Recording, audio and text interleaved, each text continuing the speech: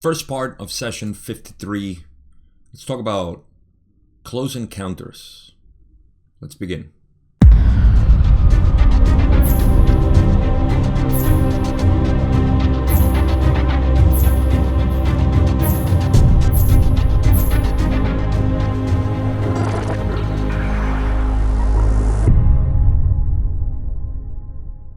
This session is concerned a lot with the phenomena of UFO contactees and all those reported cases that were pretty prevalent in the 60s, 70s, and in the 80s, of course. If you are anybody from that era, and even in the 90s, we were still talking about this stuff.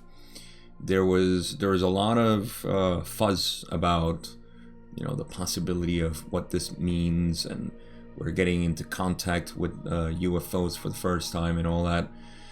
And I think there is a pretty good historical background on the reality of studies in this phenomena by the work that Don Elkins and others did. I am not really familiar with all of this let's say scientific approach to understand what was happening, but also there's so much to talk about it. There is when I say scientific approach, is because Don and the people that he surrounded himself with were pretty interested in getting this truth of the reality that they were living.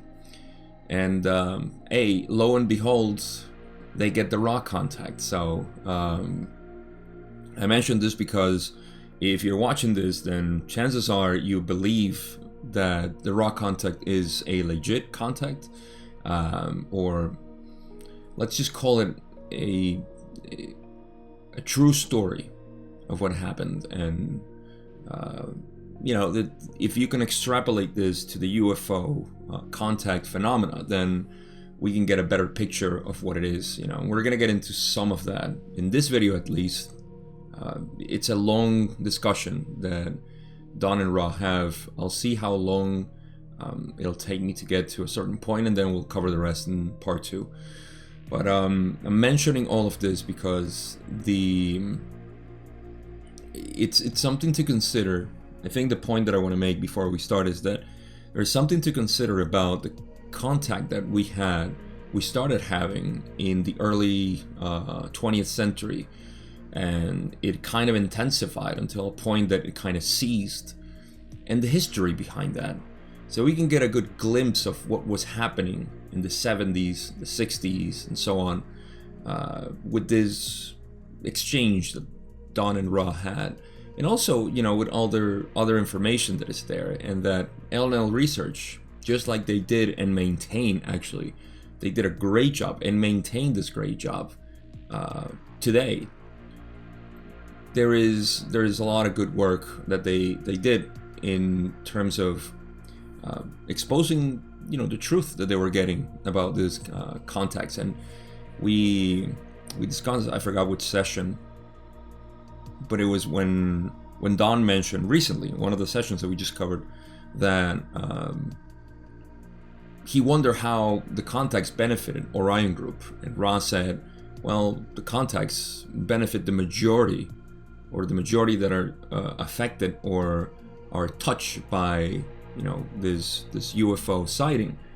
It was UFO sighting, actually. They're affected by the not affected by the Orion Group, but they're more inclined to be attracted to the Orion Group's philosophy, negative philosophy, and it's anyhow, I'm going off track here, but you get the point. Is that there is definitely a truth behind all of this. It's very obscured because reasons, government, that we know.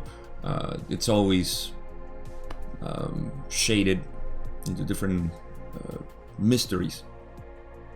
But anyhow, we get a good glimpse of that.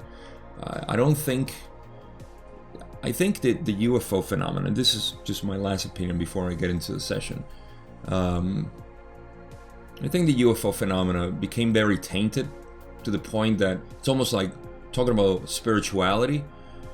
Talking about spirituality, now it has become so tainted by religion, which we know is an imposter of true spirituality.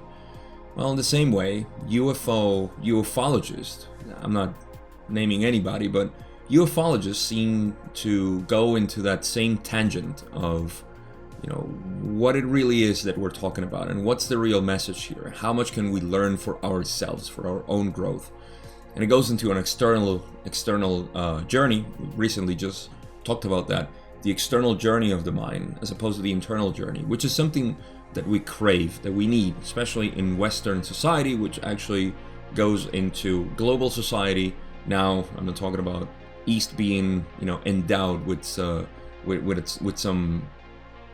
special population. They're not. They're under the same spell, the same influence of our external view of the world. In any case, I digress too much.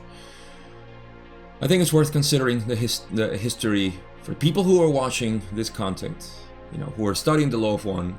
I think there's a lot to get out for a bigger picture of what the UFO contact phenomena was and kind of still is. So, of course, we're going to talk about this in this video and the next one for a while, so we have more for me to go on different tangents.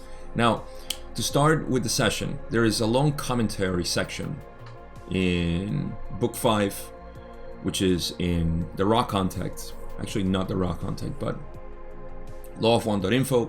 You know where to get that in the description below. You can get to that if you're not familiar with that. I'm surprised that a lot of people are not familiar with this website, which is phenomenal. For the student of the Law of One, it's the best resource, hands down. So you can read it there, session 53, commentary of Jim and Carla. Again, book 5 for those who have the original books. And you can read it. I'm not going to get anything out of there that is important for the session itself. Again, I'm just covering the exchange between Don and Ra. And there's just a couple of things there that might be of interest as we go through the session. They talk about, of course, the contact, teas, and all that stuff. They talk about silver flecks, which was a synchronicity we kind of talked about in the earlier sessions, the teen sessions, if memory serves. And there is mention about their friend Andrea Puharic, which had to do with the silver flecks. And there's something else about Leo Sprinkle, which is somebody who they don't mention in the session itself, but it'll make sense when we get there. So again, I just recommend that you go read it, and we can start this up. So this session starts right away with Don in question 1 saying, I would first like to know the instrument's condition and ask 2 questions for her. She would like to know if she can do one exercise of 1 hour a day, and is the pain she feels prior to a session due to an Orion attack? So Ross says the instrument's condition is as previously stated. In answer to the question of exercise, now that the intensive period is over, this instrument may, if it chooses, exercise 1 period rather than 2. In scanning this instrument's physical complex distortions, we find the current period of exercise at the limit of this instrument's strength. This is well in the long run due to a cumulative building up of the vital energies. In the short run, it is wearying to this entity. Thus, we suggest the entity be aware of our previous admonitions regarding other aids to appropriate bodily distortions. I'll just finish this. As Ross says, in answer to the second query, we may say that the physical complex difficulties prior to contact with our social memory complex are due to the action of the subconscious will of the instrument. This will is extremely strong and requires the mind-body-spirit complex to reserve all available physical and vital energies for the contact. Okay, so probably should have left that second part for for the in between of the question. So how's Carla doing so far? Same. In answer to the first question, there's one point we can probably get out of this, aside from the historical fact that Carla was exercising properly. I believe they said the physical complex distortion we find at the current period of exercise at the limit of this instrument's strength. So she was exercising a little bit too much, which is not a bad thing, of course. And I think this is the point that I want to emphasize. They say that in the long run, it's beneficial, of course, because the cumulative building up of the vital energies, which is, you know, what we say about exercise to the limit. That doesn't mean, and coming from an ex-natural bodybuilder, that doesn't mean exercise to what we call overreaching in a state where you are very depleted. You're going beyond. Any bodybuilder who's listening to me will probably frown upon that. Don't overreach. If you're bodybuilding and you're distorting your body in excessive muscle, then yes, you can overreach, but in general, this is not recommended. There's a limit that you want to push, and you know, that's the limit of exercise. Of course, you know, for anybody this is beneficial. However, for Carla, this was it's very demanding. I mean, anybody who has exercised, and I think all of us have gone through a sort of period of routine in exercises. Doesn't have to be, you know, that excessive that sometimes, like I said, you know, in the hobby that I followed for half a decade, you tend to get into that mentality of doing a lot, you know, of doing a lot of training, you know, and your body just feels destroyed. And of course, you get, depending on how you do it, you get the benefits of bodybuilding, which is more muscle. But you know, in general terms, what you want to do is not be as sedentary as we normally are, and try to push, you know, the boundaries of what your body can do at the moment. So, you know, conscious training for the body always takes into consideration that there is an individual limit that we can push, and it's almost like you touch the membrane and you kind of like stretch a little bit.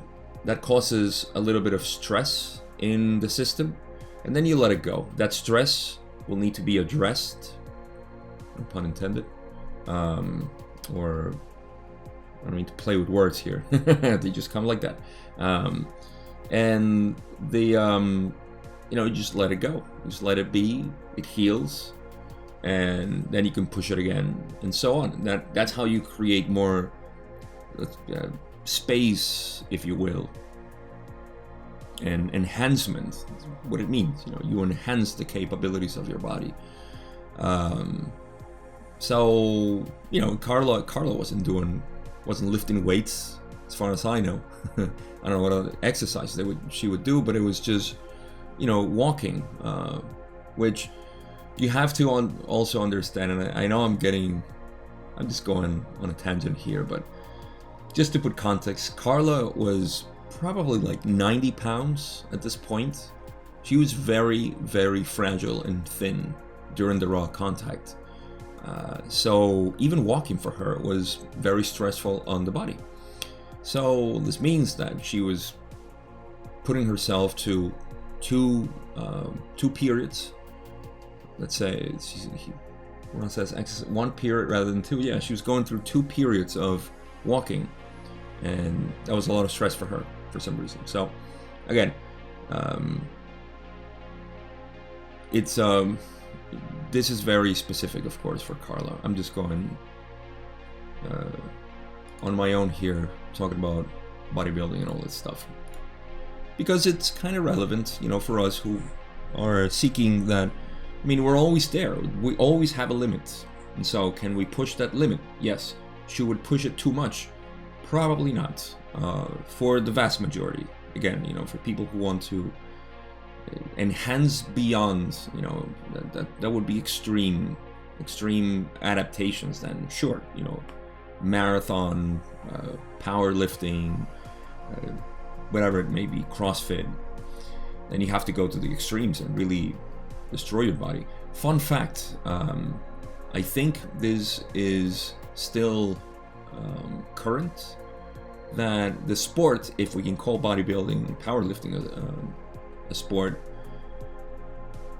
this sport is the one that has the most injuries, because we tend to go to the extremes to test our bodies, and that's what happens. So no extremes. Anyhow, Ross says, in answering the second query, we may say that the physical complex difficulties prior to contact with our social memory complex are due to the action of the subconscious will of the instrument. This will is extremely strong and requires the mind-body-spirit complex to reserve all available physical and vital energies for the contact. What was the second query? I got lost for a second. And the pain... How is that an answer to... I'm confused. I have to confess. Because the first one was, and they answered, do 1 hour a day. One exercise of 1 hour a day. And if the pain she feels prior to a session due to an Orion attack. So... Oh, maybe this is... Okay, so there's more to say. Let me finish it. Yeah, I should have read that on a separate reading. Thus, the discomforts are experienced due to the dramatic distortions toward physical weakness while this energy is diverted. The entity is, it may be noted, also under psychic attack, and this intensifies pre-existent conditions and is responsible for the cramping and the dizziness as well as mind complex distortions. Okay, so because Carla was extenuating herself, her body, and the contact needed a lot of energy in terms of how much she would allocate this energy for it, then this means that she was not having enough energy, right? So the discomfort that she was experiencing was due to the dramatic distortions towards physical weakness. That weakness was caused by the excessive exercise. While this energy is diverted, I assume this diversion of energy or this allocation of energy has to do with the raw contact. As she allocates this energy there too, so it's like she's coming weak to the session and she is putting a lot of energy in the session. So the entity is also under psychic attack. This, for you to know, this continued for the next 20-something sessions, I believe. I don't know if it ended. I think it stayed there for the whole contact, which is commendable for them. So anyhow, that was just... This is... we're not getting into UFO contact here yet. So Don says, question 2, thank you. I would like to know if a name may attend one of these sessions in the very near future. Ross says, the mind-body-spirit complex name belongs with this group in the spirit and is welcome. You may request that special meditative periods be set aside until the entity sits with this working. We might suggest that a photograph of the one known as James Allen, that would be Jim McCarthy, be sent to this entity with this writing upon it indicating love and light. That's beautiful. So I think the name that they're talking about, the person, is Leo Sprinkle, or Andriha Puharik. I don't know, because see, in the commentaries they would say that Leo Sprinkle was a friend of them and so on. So I assume they say also in the commentaries that they wanted to preserve Ra's free will. Was it? I forgot what they said. Was it free will? I'm getting my terms confused here. their polarity. Yeah, depolarization. I say free will. It's their free will. Because of infringement of free will, they lose polarity. So we'll get to that too. That's why I said read the commentary section in the books, book 5, if you want more about this. But in any case, you know, they're talking about this person, I assume it's Leo Sprinkle, who wanted to get into the sessions, and Ra says that, you know, this person belonged to the group, basically. So he's welcome, and to send a picture of Jim with writing saying love and light, which I guess it had a special connection with Jim. So they continue saying the picture held while meditating will bring the entity into peaceful harmony with each of you, so that there be no extraneous waste of energy while greetings are exchanged between two entities, both of whom have a distortion towards solitude and shyness, as you would call it. The same might be done with a photograph of the entity, Leo Sprinkle, I'm assuming, or whoever it is, for the one known as James Allen. So Leo Sprinkle can do that too. So in essence, I think this is kind of acquainting Jim and the person, right? Because this person was a friend of Don and Carla, and so Jim was this one of them. Towards solitude and shyness, it was definitely Jim, and the other must be the other person. So, you know, to acquaint each other, they would send a picture of each other saying love and light. So you look at the picture and you say, well, you know, I love this guy, and then when you see him, you're like, I feel like I know you, man, and I love you already. So kind of like breaks the ice, if you will. This is the way that Ra breaks ice, you know. So if you like somebody, just send them a picture of yourself saying love lights. That's it. You break the ice, and then you can say whatever you want to say to the person. You know, let's go out. You know, want to go out on a date?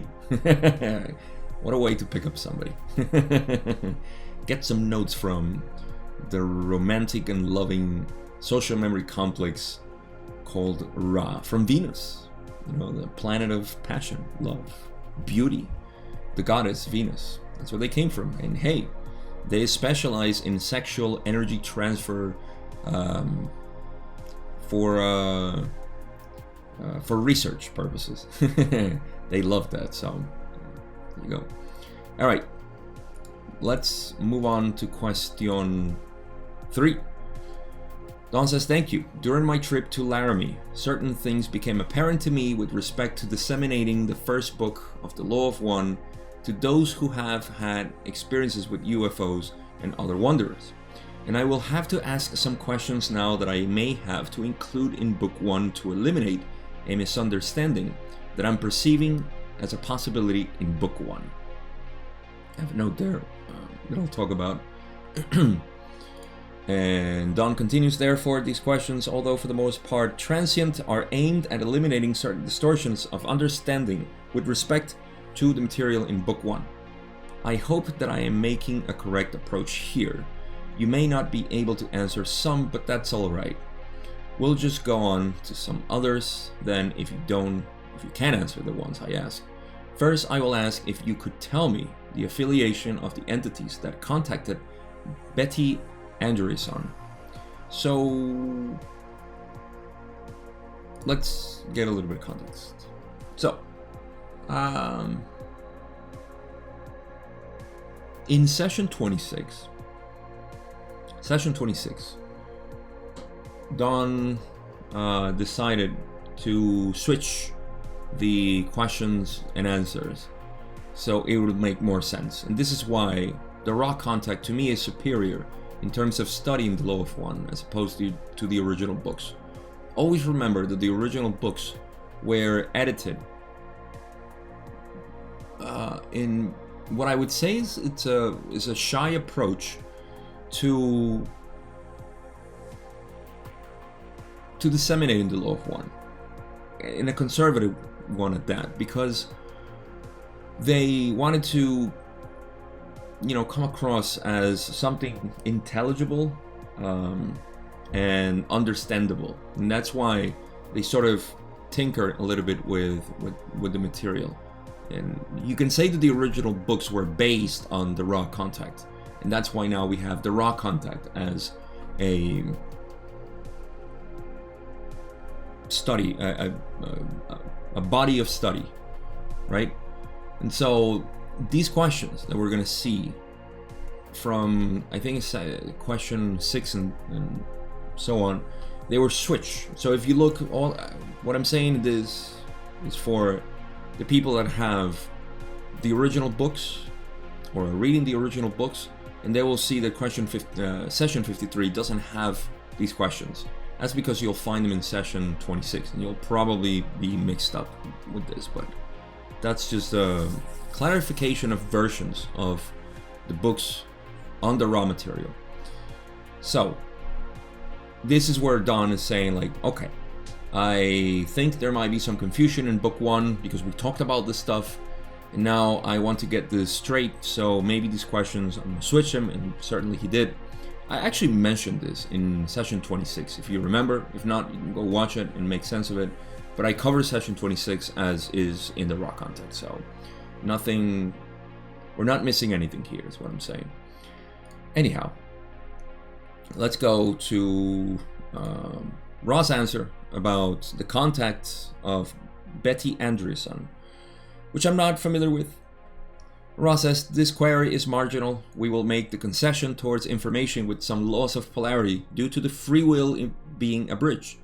We request that questions of this nature be kept to a minimum. So, Ra's getting stern here. Not really. I'll talk about that. So Ra continues and says, the entities in this and some other vividly remembered cases are those who, feeling the need to plant confederation imagery in such a way as to not abrogate free will, use the symbols of death, resurrection, love, and peace as a means of creating, upon the thought level, the time-space illusion of a systematic train of events which give the message of love and hope. Okay, so was Ra pissed?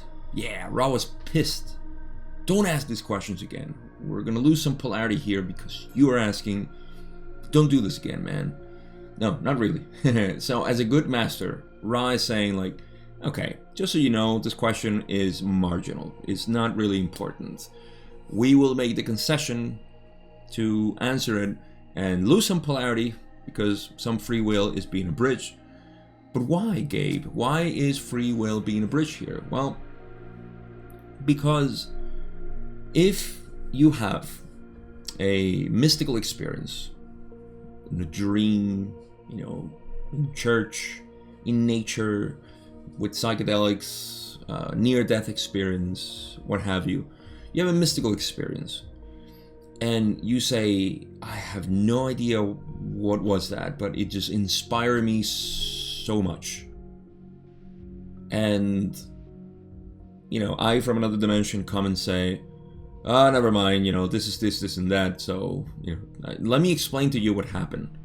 I am infringing upon the free will that you have for the lessons to be subtracted from this mystical, mysterious experience that you had. You're supposed to figure it out. You're supposed to decode it. So I'm doing the work for you.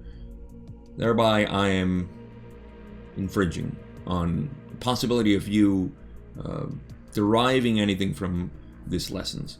So that's what Ra is doing. Some loss of polarity because they're just going to mention a couple of things in answering this. You know, just it's almost like Ra saying, in any case, you know, they do say, you know, we're going to be nice, but please don't do it. Don't do it too often. And they get the message. So Ra then says that the entities in this and some other vividly remembered cases are those who, feeling the need to plant confederation imagery in such a way as to not abrogate free will. Is there a period here? No, it's just one paragraph, non-stop. Okay, so in such a way as to not abrogate free will, use the symbols of death, resurrection, love, and peace as a means of creating, upon the thought level, the time-space illusion of a systematic train of events which give the message of love and hope. So, entities who want to give the Confederation message of saying, relax, life is good. It's always like, you know, when you get people to give you their mystical experience, like their resumed version, their compacted version, they say, I don't know, it just something told me to relax and, you know, love everybody and that we're all one and the whole thing. So it's almost like, you know, when you enter that state, entities, positive entities, of course, we'll get into negative entities in a bit, but positive entities just want to jam this in your in your consciousness, like just be loving and caring, you know, never mind, you know, don't be afraid. I love Terence McKenna's impressions on his DMT experiences, where, you know, the so-called machine elves that he talks about, they would present him with this, you know, repetitive message, you know, of you are amazing, you know, we want your attention, and it's that, you know, it's just always to give you this loving message. So they use these symbols of death, resurrection, love, and peace as a means of creating, basically, you know, when they say time-space illusion, it's a mind. How I always try to make things pragmatic for us who are studying the law of one. And you can imagine that the physical reality is this, you know, it's the perceived sensory material stuff that we can interact with our bodies, and that's what the body is made for. The body is made to interact with this reality in a way that we can have experiences, but we have experiences in the mind which ultimately are projected to consciousness, and consciousness is, and I'm breaking down the unity of everything for the concession of the mind, of course, here, but for us to understand that with our minds, we need to break it down into bits. That's what this whole universe is about. It's bitting the, and we are fascinated and obsessed with that, aren't we? So what I'm trying to say is that the time-space illusion that they're talking about here is the realm of thought, the realm of mind. The whole creation is mind, okay? And this is something that, if we're not talking about it, it may be a little bit hard to grasp, but the best way I can describe it is, you know, that infinity compacts itself, or let's say it distorts itself. That's the first distortion, right? Free will to modulate itself into the mind. So infinity modulates itself into a mind, and that mind produces everything, creates everything. It's infinite in its potential, right? Intelligent infinity gets tapped by consciousness, by us, by everything. Intelligent infinity is the border of the mind, and the mind creates. So the mind is that always creating by bits. You can always create by bits. You can't create more infinities because that's just redundant. You are infinity. So within infinity, you create finity, the finite mind. And through the finite mind, the time-space illusion is the thoughts and everything that we create. Every thought is a creation. That's something that we're familiar with. So all of this, again, now concentrated in the physical being, the third density being, who is always looking outwards and, you know, rarely looks inwards. When it looks inwards, especially in a mystical experience like this, or a UFO contact, which is basically the same, I'll make some considerations here too. When we talk about, I want to talk about DMT, especially. I just mentioned Terence McKenna, and I have another connection here to DMT and UFO contacts. So the time-space illusion that they're talking about, and I'm going on this tangent just to say that All of these symbols that the Confederation uses, they use it upon the thought level, which is the time-space illusion, okay, where a systematic train of events which give the message of love and hope. So all of these symbols are arranged, if you will, in a way, in a mystical experience. I'm just going to name it mystical experience. UFO contact, psychedelic experience, whatever, deep meditation. All of this is the same mind telling you. And again, I'm always tempted to wrap this whole idea of the law of one, entities and so on, into the one mind, the one cosmic mind that we are. So it's our one cosmic mind informing this localized mind, which is a hologram of itself, informing it through entities which we can call thoughts, positive thoughts, that you love and hope. When we get into negative entities, you would also see that my analogy, which is not an analogy actually, it's the reality of the universe. This one cosmic mind has thoughts. Those thoughts are entities.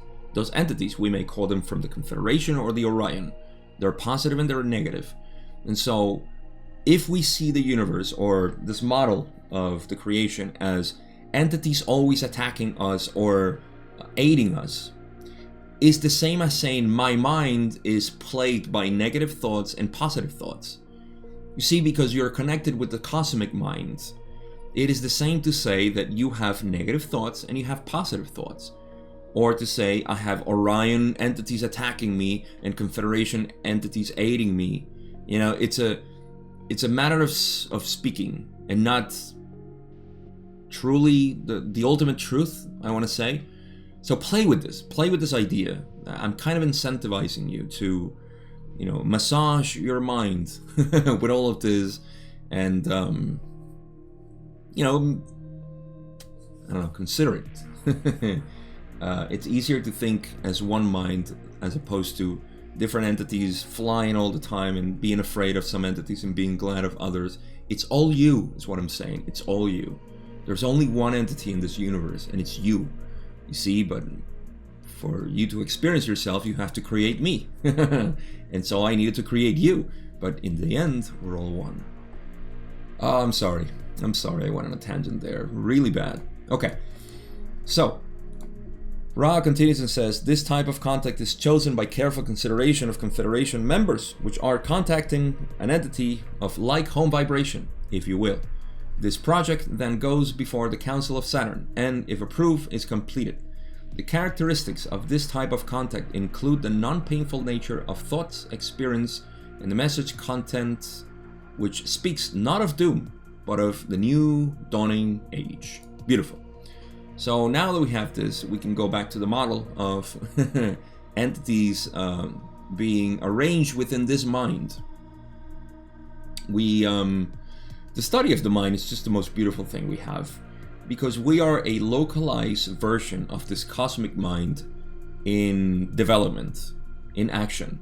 And so, these other, you can see it as a conglomerate of thoughts. A social memory complex it really is that. It's another version of a mind. A social memory complex is entities who see themselves as thoughts, collaborating together to create a bigger mind, if you will, that has more experience and just concentrates more experiences. Of course, as you approach infinity, you have to have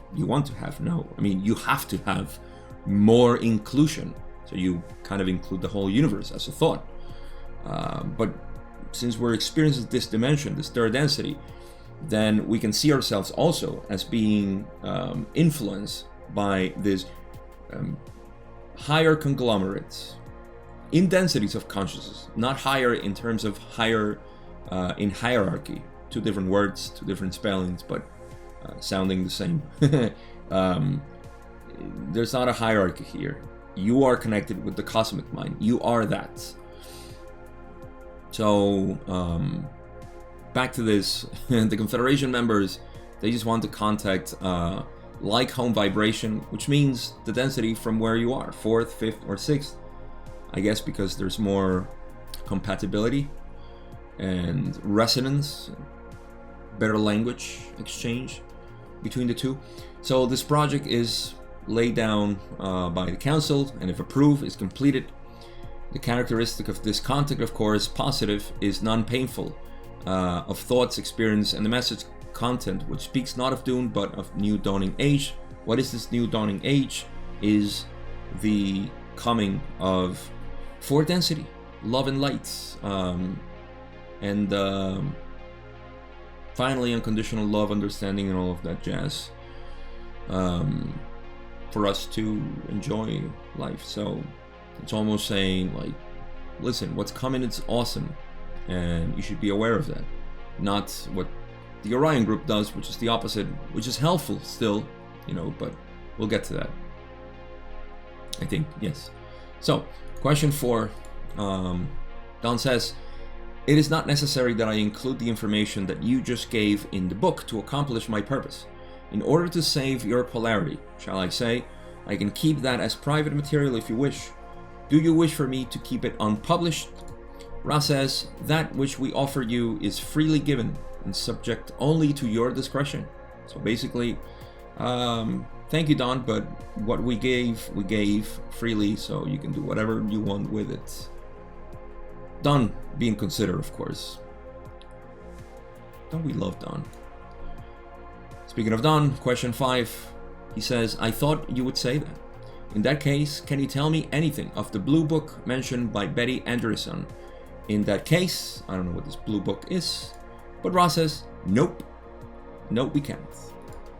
Question 6, Don says, thank you. Can you tell me of various techniques used by the service to others or positively oriented Confederation contacts with the people of this planet, the various form of and techniques of them making contact?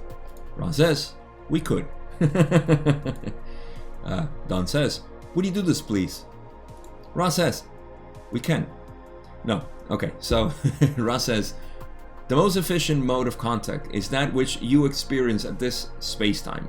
The infringement upon free will is greatly undesired.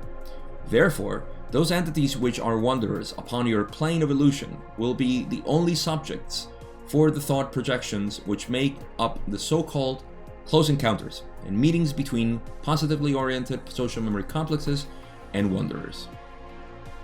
Okay, so we had a long run of questions there. They were easy exchanges, so I didn't want to pause.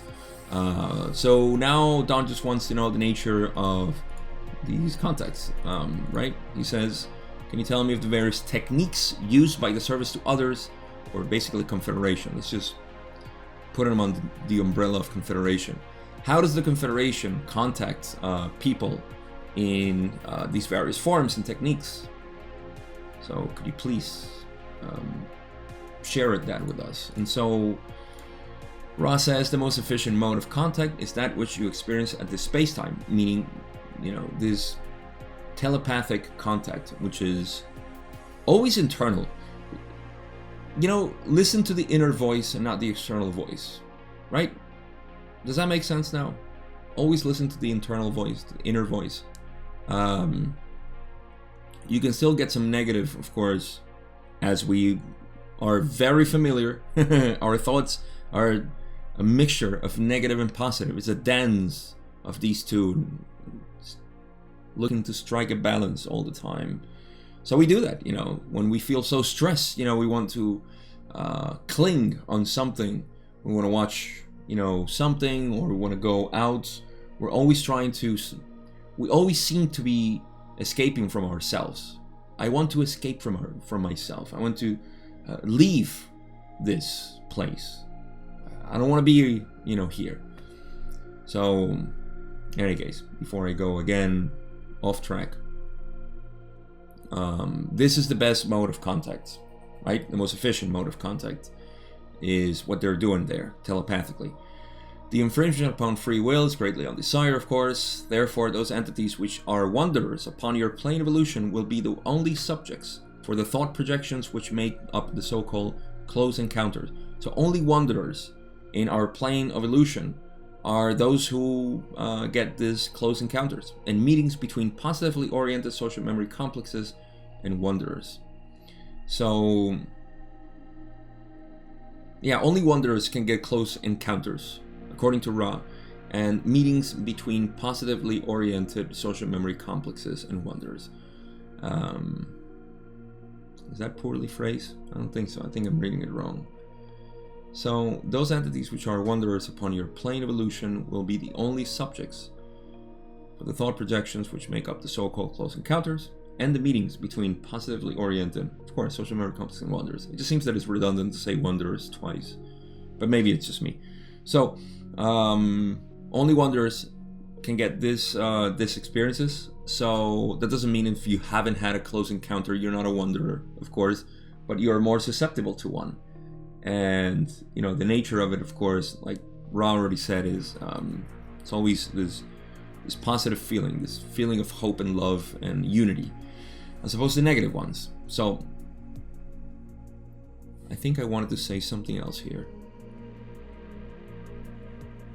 I don't think so. Close encounters. Oh, it's a funny one. So we'll get to that. So yeah, let's go to question 8.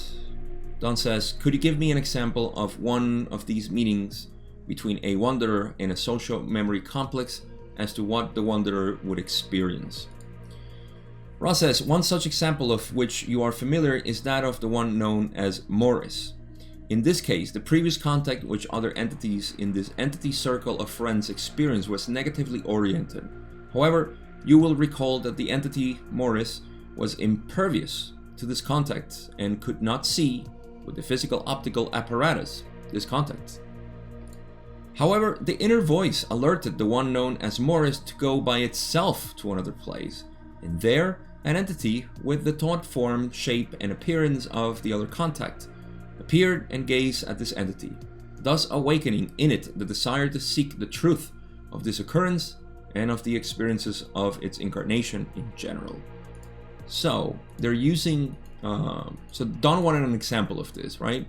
He says to give an example of one of these meetings between a social memory complex and a wanderer and what the wanderer would experience. And they use Morris, which is a case in Secrets of the UFO. I believe it's the name of the book. Let me just recheck so I can redirect you. Yeah, Secrets of the UFO. Apparently this book is really good. I haven't read it myself, so that's one on my list.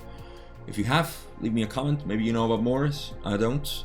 But they're mentioning here, and they say that, this person first was contacted by negatively oriented entity, right? And then it goes into his inner voice that tells him, go away by yourself, just,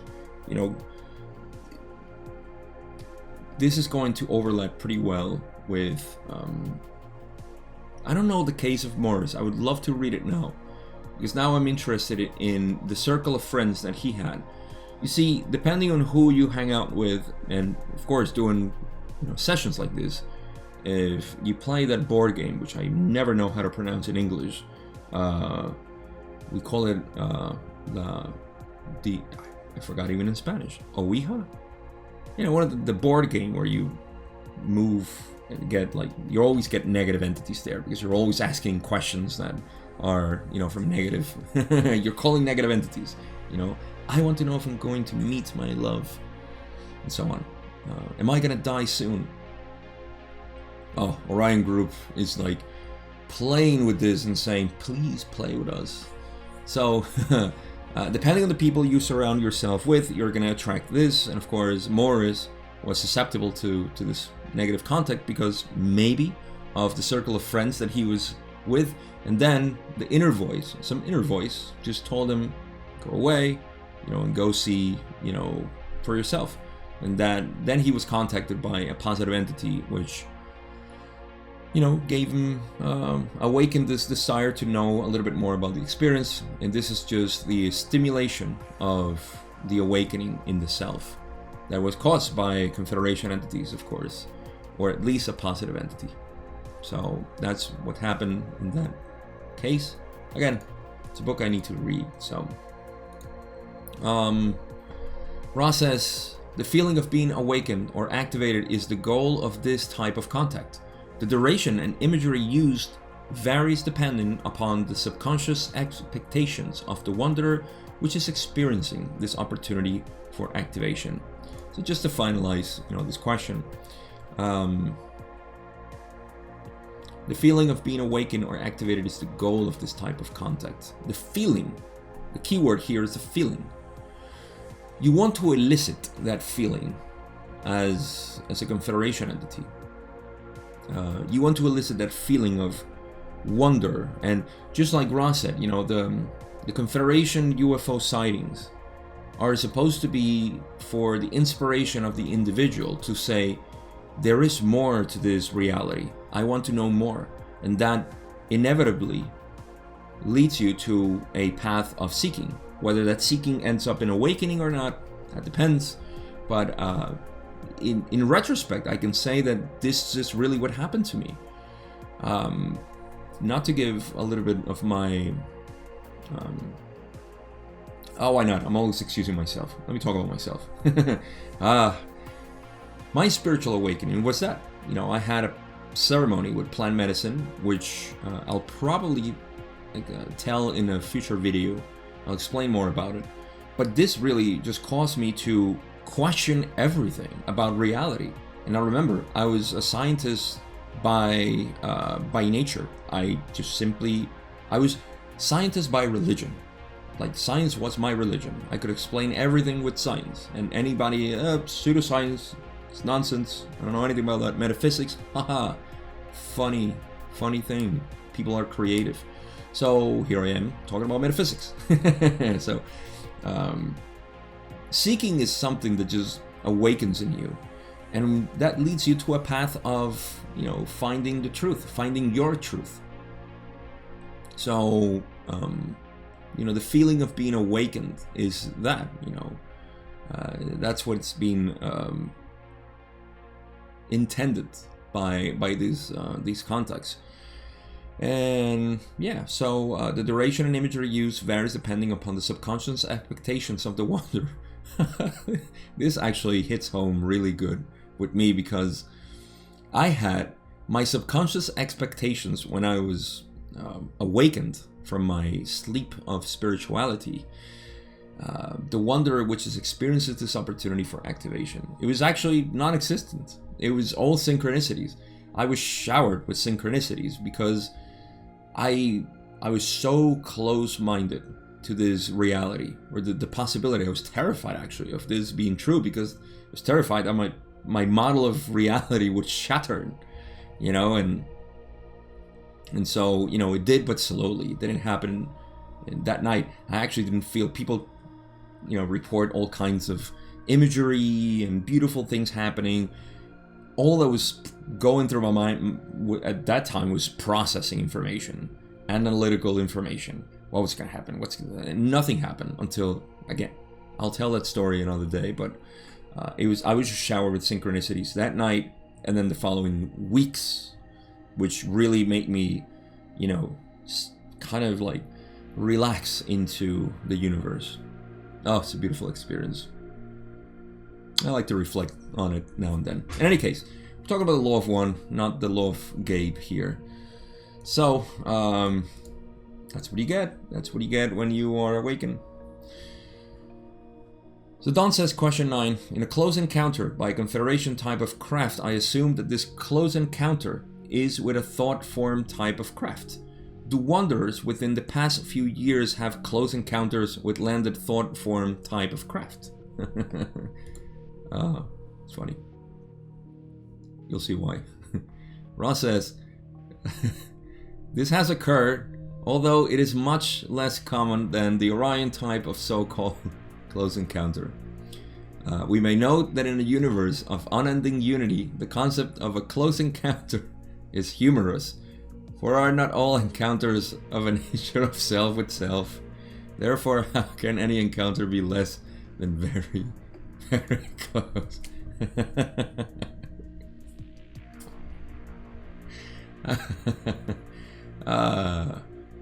It is funny.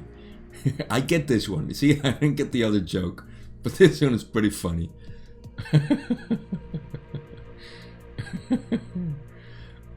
Oh my god. This is funny.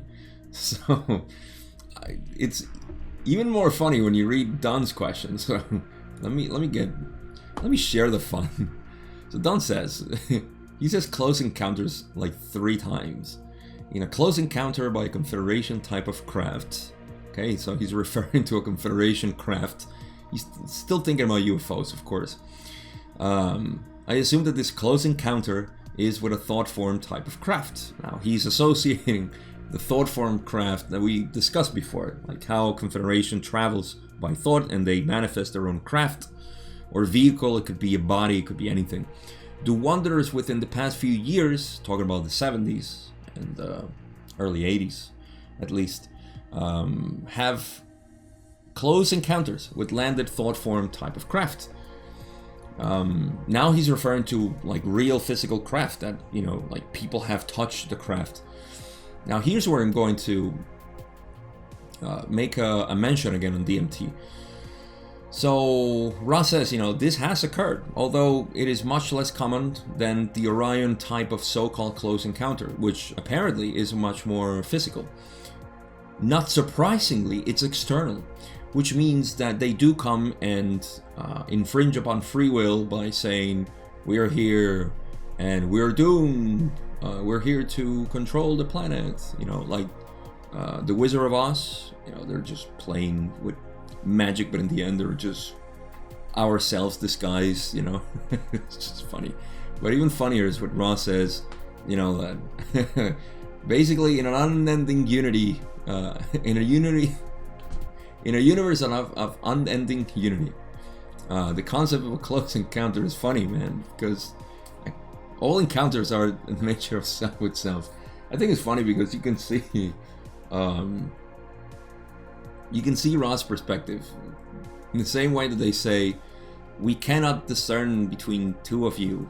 We see you as one. All of you are one. So, and in the same way that they also see, language and so on. It's just kind of clumsy mathematics. So for them, it's funny to say, you know, it's like, you know, I don't know. I'm trying to bring it to the body, where it's just like, you know, I felt like my hand talked to me. You know, it's like, in which way? I don't know. Maybe it's not a good. No, never mind that. It's just funny, man. If you can't see it, then you're not into the law of one. You get it. I know you get it. So, all right, we can go. We're coming close here. Oh, let me make my probably cover a couple more questions, and we'll finish it there. This is a thread that is just going to continue, so I'm going to have to make a recap in the next video. So DMT, let's talk about DMT again. Rick Strassman, the researcher behind the only real DMT study that has been performed in history. This was done in the 90s. I've talked about him in my other videos. I think it's a fascinating book to get into, because of, you know, people like us who want to learn a little bit more of the time-space experiences that we get while in these altered states of consciousness. And he made a pretty good assertion about the experiences that are reported by UFO contactees and the people that went under his research, injecting DMT into their veins. Now, just to mention what he did, he had a bunch of subjects, people, let's call them people, like subjects, animals, not even animals, people go into his study, and he injected DMT, that's the abbreviated version, injected DMT under obviously clinical observations and all this stuff. And this is a psychiatrist and he, of course, was interested, in the phenomena that they would experience. So they had all kinds of mystical experience and negative experience, which is called a bad trip, and so on. All of this. It's a fascinating book, really. At least the history, everything is. Go read it. DMT, the Spirit Molecule, Rick Strassman. So he says that he found a correlation. It's almost like the same experience of UFO contactees and the DMT researchers. This made me think, and he alludes to this, of course, in his book, that mystical experiences in which we get into contact with these entities, right, are not different from UFO contacts, because all of it is happening in our minds. It is true, like most people say, it's happening in your mind. What is probably a little bit of an oversight is to say, when they say, forget that, it's all in your mind. Why? It's happening in your mind. What's going on? Whether it be DMT, UFOs,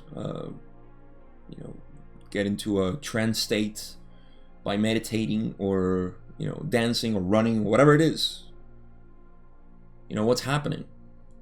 And funny enough, when you see and read these testimonies of people, their accounts on their experiences, the vast majority of them had positive experiences.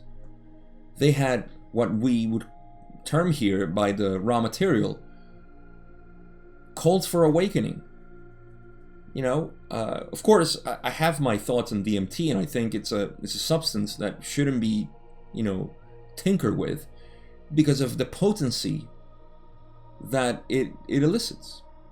And depending on the subject, of course, you can have a yogi and, somebody, I don't know, I don't want to mention names, but scientists who are into, this fatalist view of the universe.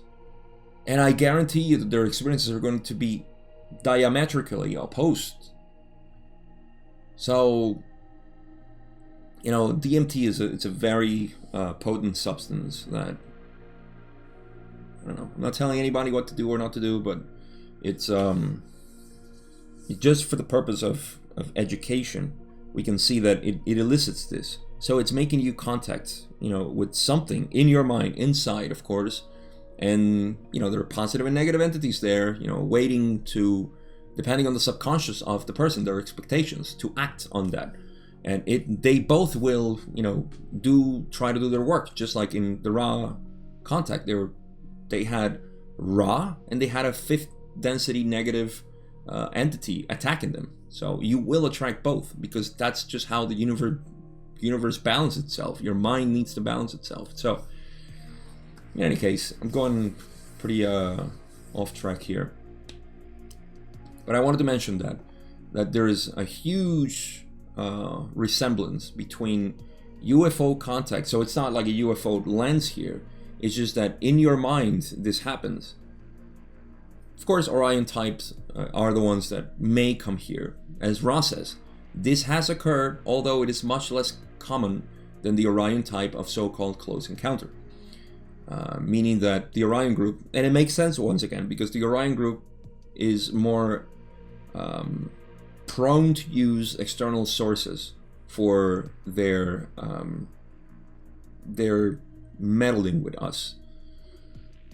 Except fifth density negatives in the Orion group, which can use thought, and surely they do. Anyhow, thanks for listening to this. I hope that makes sense. So we're going to cover maybe one more question. Don says, well, taking about this type of encounter of self to self, do any wanderers of a positive polarization ever encounter a so-called close encounter with the Orion or negatively oriented polarization? Ross starts saying this is correct, and they were going to continue, but Don interrupted and said, why does this occur? And Ross says, when it occurs, it is quite rare and occurs either due to the Orion entity's lack of perception of the depth of positivity to be encountered, or due to the Orion's entity's desire to, shall we say, attempt to remove this positivity from this plane of existence. Orion tactics normally are those which choose the simple distortions of mind which indicate less mental and spiritual complex activity. I probably should have left this, and you know what? I'm going to reread it again in the next video. So I think it's important. So yeah, I think this would actually make a perfect bridge for the next session. So I'll explain a little bit here and then more in the next video. But mostly here, just to finish it up. So Don says he wants to know, talking about this encounter of self to self. He doesn't want to say close encounter again, but he does say it. Do any wonders of a positive polarization ever encounter a so-called close encounter with Orion, or negatively oriented polarization? I'm assuming what Don wants to know is like, I would think Morris, the case we talked about, he was a wanderer, of course, and he was positively oriented. So a positive polarization ever occurred, a so-called. Okay, hold on. Do any wonders of a positive polarization? Yeah. So that's what he wanted to know. Okay. No confusion. If these positive polarized wanderers make contact with Orion group, and Don wants to know why or how. So Ross says when it occurs, it is quite rare and occurs either to the Orion entity's lack of perception of the depth of positivity to be encountered, or due to the Orion's entity's desire to attempt to remove this positivity from this plane of existence. Just like they were being attacked and they were trying to remove this positivity from this plane of existence. They're trying to accrue more negative polarization and wisdom in this case, I would think, especially in the case of the raw contact, the negative entity that was attacking them. So they can remove it, but they say it is quite rare that it happens, and when it happens is because maybe the Orion entity lacks perceptions of the depth. This is, I forget where we got this. Honestly, I do. But we read somewhere, I think, maybe it's in a future session, maybe we did before, where Ross says that if this happens, no, it was in a previous session, yes, I remember. It's probably like 20 sessions ago already. Ross says that there is, if the entity is really positive, then the Orion group will lose, or the Orion entity will lose a lot of polarization because of that. Like trying to, oh, that was, yes, when Don asked, I forgot the session, of course. I mean, I don't remember them, not specifically all of them, but there's one where Don asks about the landing, the Orion group landing here, and if that could be a possibility. So Ross says, if this happens, they would lose a ton of polarization, because if people like us, say, some of you might be familiar with the Blue Beam project, I think it is, which is supposed to be a hoax, or not a hoax, well, call it a hoax too, that will happen, allegedly may happen. It's one of the plans the government has to keep instilling fear in the population, which is completely plausible. I don't even think why this could be a conspiracy. I mean, it's just natural that the government always does this. It's their modus operandi, so why not, right? But if, let's just say that this is possible, and they would land, some UFOs and try to instill fear in people, and somebody like us come out and say like, haha, funny, all right, I'm going back to my tea and meditate. You can keep playing with your lights and all that stuff. It doesn't bother me. They would lose a ton of polarization because they just attempted to infringe upon our free will, and we didn't care, basically.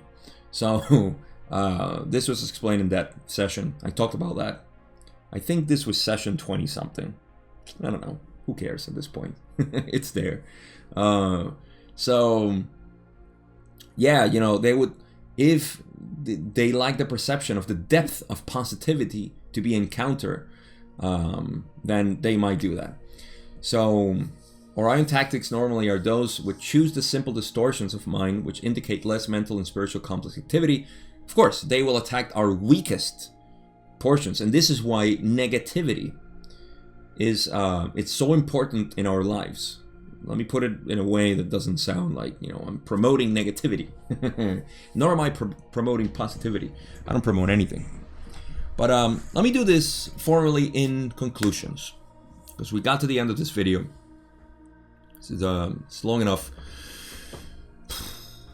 See, negativity. Let me start with this, and then we'll go back to awakening. I think it's the most relevant topic that we can talk about here in this video. Negativity is important because in this case, if we are aware that the way that negative entities, let me get into the context of the law of one, and then I'll get to the content of mind only, as the Kybalion says. If we understand that there are negative entities all around us playing our negative chords or our weak chords, for us to be aware of that, then we can be grateful for it, because we can see, okay, I'm feeling weak in this, I need to strengthen it, or I just become aware of it, and it naturally grows stronger. By bringing it to your awareness, it naturally grows stronger. You don't have to go into, you know, Reiki and imposition of hands and, you know, do handstands, yogi stuff to strengthen your, none of that. All you need to do is bring it to your awareness, and you would be surprised of what happens. But keep it in your awareness. Don't judge it. Just look at it and say, that's there. That's it. You know, that's my weakness. And this is how negative entities are helpful for us. Now, in the context of mind only, you can see that your mind is informing you of those things that you are weak on. Those things that you could get stronger at, rather. And it's a, you know, it's a self-improvement, I hate to use the word, but it's a self-improvement mechanism that exists in you, which is the mind. You know, it's a self-regenerating organ, if you will.